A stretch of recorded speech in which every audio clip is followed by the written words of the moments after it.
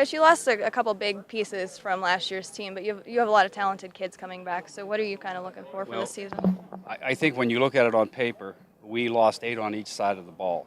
And I think we were very open-minded and creative last year, and that those people that were leaving, we kind of split time evenly with those athletes and our underclassmen. So even though on paper it looks like we've lost 8 starters, we actually really didn't. And you're right, we have some good talented athletes coming back, not only in our skill but as well our line. And our line has some fairly decent-sized boys up front, and our skilled. Of course, they're very fast, and they have a lot of numbers to show you. And Chris Rippon, 996 yards last year. So we're really excited about it. One big concern, of course, we lost our quarterback Tyler, and of course that's one position you don't substitute in 50%. We've decided to go with our sophomore this year, Mark Marino, and Mark's a very good athlete, very skilled, but what he lacks is the experience.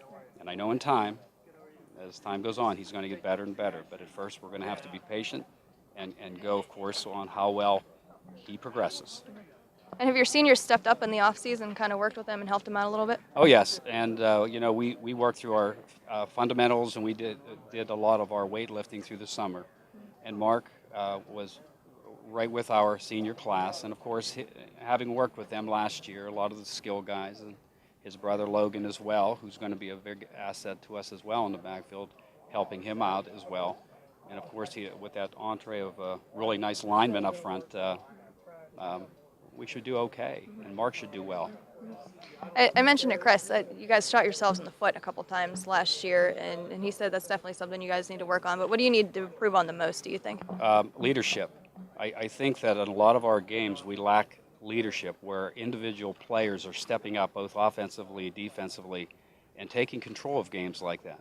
We had games last year that we lost that we really, really should not have lost. When you look at them over and over again on film, we should not have lost some of those games. But that leadership role becomes very important, and we've really stressed that in the off season. And I personally don't care if it's a freshman coming up or if it's a sophomore. I need leaders, and right now I'm seeing a lot of positive things from our senior class, but I'm also seeing a lot of leaders coming up from our underclassmen. So I'm excited about that. I think that's a big part of where we need to be.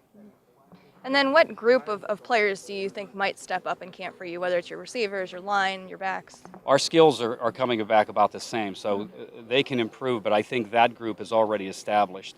Where I think we really need to establish ourselves is on the line. And last year when we did this rotation, and what I mean by that is we didn't have like starters. We had players that would play, a series, and then we had new players coming in. Now, of course, at center we had to play with one center, but on the other positions, that became very important because now we're stepping into having well-experienced linemen. We have a good freshman class coming up with 2 good linemen, both of them, Joe Rezik and Joe Wagner, both of them 6'2", about 240, good kids that can help us whenever we need them. But Nick Sifford is showing us a lot of good, hard work, and I'm really impressed with Cody Frederick, our senior. Cody is really taking that leadership role and helping our boys move in a positive way. And then this Week 10 WestPAC Heritage Conference thing, how do you feel about that, and how do you think it'll help you? I love it, and I'm probably one of the few coaches that went through the Appalachian Conference Bowl, and I would love to see our conference and the WestPAC get together for that and to take that and make that a bowl game.